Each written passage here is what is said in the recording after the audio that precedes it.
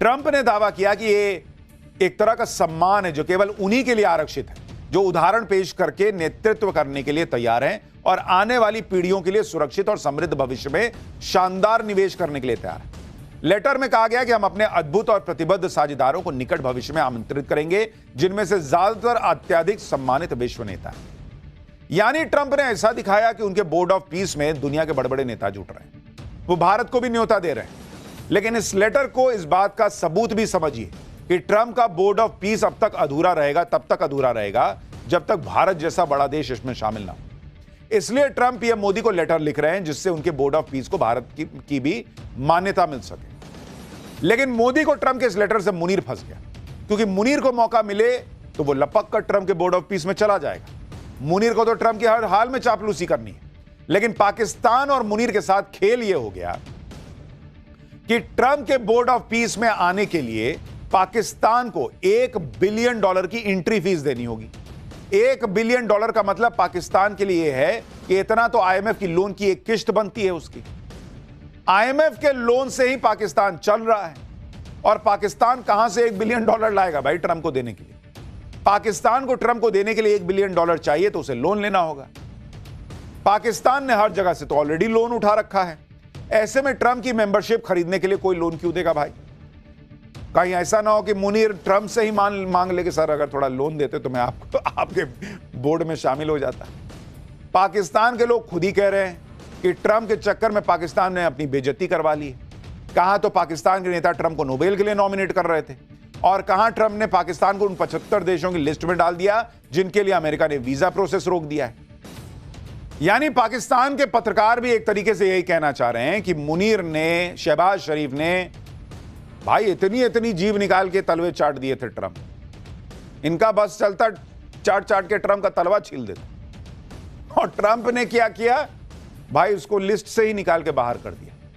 Trump की चापलूसी के चक्कर में मुनीर पाकिस्तान की शीशा लेदर करवा रहा है, लेकिन भारत ट्रंप को तगड़ा जवाब दे रहा है। ट्रंप के टैरिफ वॉर का जवाब देते हुए भारत ने भी अमेरिका पर टैरिफ लगा दिया। भारत ने अमेरिका से आयात होने वाली दालों और फलियों पर 30% टैरिफ लगा दिया है। अब अमेरिका के सांसद कह रहे हैं कि अरे ये तो गलत है। वो ट्रंप से अपील कर रहे हैं कि भैया इसको हटवाइए। भारत ने पिछले साल 30 अक्टूबर को अमेरिका पर टैरिफ लगाया था। अब ये जो है इसको लेकर अमेरिका में बवाल मच रहा है कि भाई ये तो आप 25% लगाए, इधर से 30% लगे तो नुकसान हो रहा है।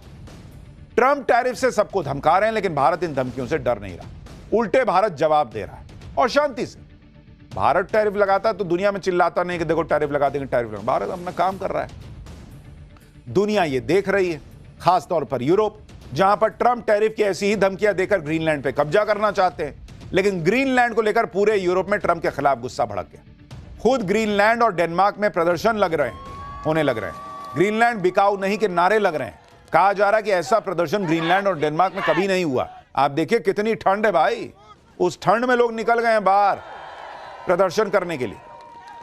अगर ट्रंप और यूरोप के बीच ऐसे ही टकराव चलता रहा, अगर ट्रंप ऐसे ही टैरिफ की धमकियां देते रहे, तो ट्रंप और यूरोप के बीच घमासान बढ़ जाएगा और इसका फायदा भारत को हो सकता है। इस टकराव की वजह से व्यापार को लेकर भारत और यूरोप करीब आ सकते हैं। भारत और यूरोपीय यूनियन के बीच फ्री ट्रेड एग्रीमेंट को लेकर लंबे समय से बातचीत चल रही है और अब वो और तेजी से आगे बढ़ सकती है। इससे भारत के फार्मा, टेक्सटाइल, रत्न और आभूषण, स्टील, ऑटोमोबाइल, सोलर उपकरण और लेदर जैसे क्षेत्रों में तेजी आ सकती है। पिछले साल जुलाई में भारत और ब्रिटेन के बीच फ्री ट्रेड डील हो चुकी है।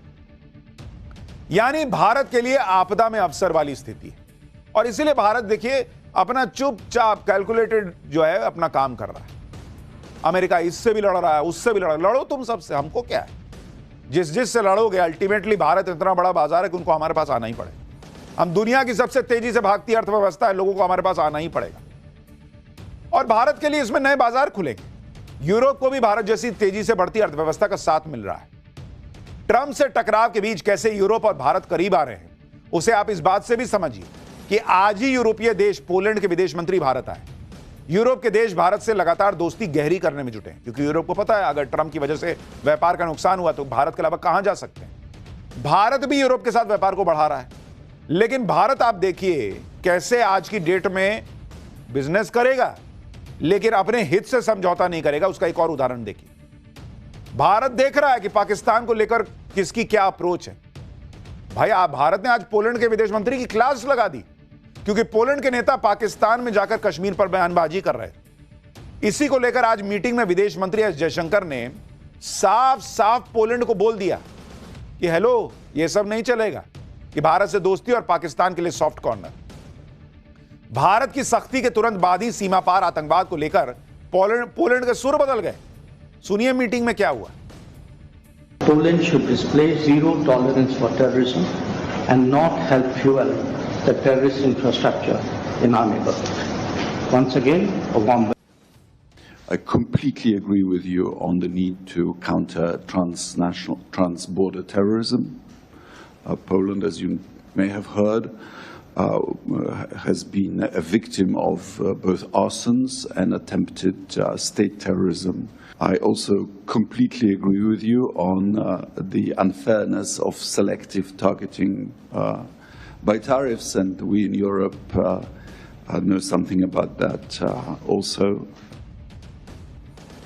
बॉस, ये नया भारत है, देख रहे हैं, सामने सामने बैठा के विदेश मंत्री एस जयशंकर ने सुना दिया कि ये सब नहीं चलेगा कि बगल में जाके आतंक को मदद करो, और उसके बाद नेक्स्ट लाइन में बोल दिया कि एक बार फिर से वेलकम है। मतलब दे भी दिए, कह भी दिए, अब बाकी तुम कर रहे हो जो कर रहे हैं, करेंगे, बातचीत तो करते ही रहेंगे। तो नरेंद्र मोदी इस वक्त दुनिया भर की चुनौतियों के बीच भारत को आगे ले जा रहे हैं, लेकिन नरेंद्र मोदी के लिए चुनौतियां सिर्फ देश के बाहर थोड़ी हैं, देश के अंदर भी है भाई। अगला चैप्टर देखिए, पीएम मोदी के संसदीय क्षेत्र वाराणसी में बुलडोजर एक्शन का सच क्या है? मणिकर्णिका घाट पर कौन झूठ फैला रहा है? हिंदुत्व का परचम लहराते मोदी पर एआई वाले फर्जी वीडियो से हमला, राहुल और अखिलेश की टीम पर एक्शन हो गया है क्या?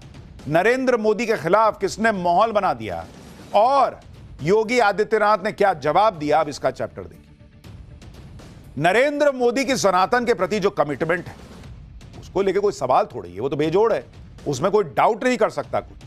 आज हमारे जो बड़े बड़े सनातन के केंद्र, उनका जो कायाकल्प हुआ वो नरेंद्र मोदी ने किया ना बॉस, पिछले 11 साल में। पिछले कुछ दिनों से वाराणसी के मणिकर्णिका घाट को लेकर बवाल मचा हुआ, उसमें नरेंद्र मोदी को अपनी राजनीति में घेरने वाले एक्टिव हो गए। मोदी के हिंदुत्व पर सीधा अटैक होने लगा। जैसे आप देखिए कि वाराणसी में मणिकर्णिका घाट को लेकर एआई वाली फर्जी वीडियो से हमला शुरू हुआ। मणिकर्णिका घाट पर इस बवाल की शुरुआत सोशल मीडिया पर वायरल कुछ तस्वीरों से की गई, जिसमें ऐतिहासिक मूर्तियों और कलाकृतियों पर बुलडोजर चलाए जाने का आरोप लगा। लेकिन मणिकर्णिका घाट को लेकर इस तरह के आरोप जब हदें पार करने लगे तो यूपी के मुख्यमंत्री योगी आदित्यनाथ ने मोर्चा संभाला। उन्होंने मणिकर्णिका घाट को लेकर वायरल किए जा रहे वीडियोज और तस्वीरों को आर्टिफिशियल इंटेलिजेंस यानी एआई से बना हुआ बताया और सनातन के खिलाफ इस तरह की साजिश करने वालों के खिलाफ एक्शन शुरू कर दिया। अब इसके बाद सवाल उठने लगे कि क्या वाराणसी में मणिकर्णिका घाट के नाम पर झूठ फैलाया जा रहा है? क्या यह सारा बवाल वाराणसी के दाल मंडी इलाके में हो रहे बुलडोजर एक्शन को रोकने के लिए हो रहा है ताकि सरकार प्रेशर में आ जाए?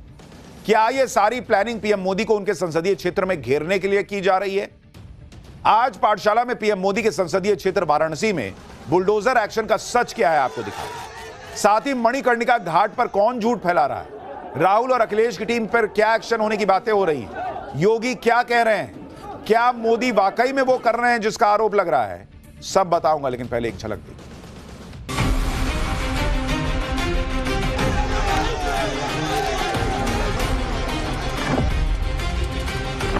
धरती पर किसी राजा ने इतने मंदिर नहीं तोड़े होंगे जितने भारतीय जनता पार्टी ने पौराणिक मंदिरों को तोड़ा है।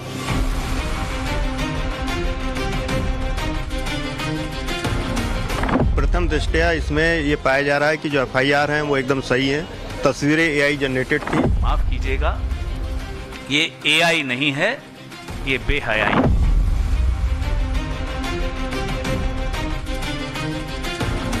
मैं चेतावनी दूंगा जो एआई जनरेटेड वीडियो के माध्यम से जनता जनार्दन को गुमराह करके और भड़काने वाली कार्रवाई कर रहे हैं।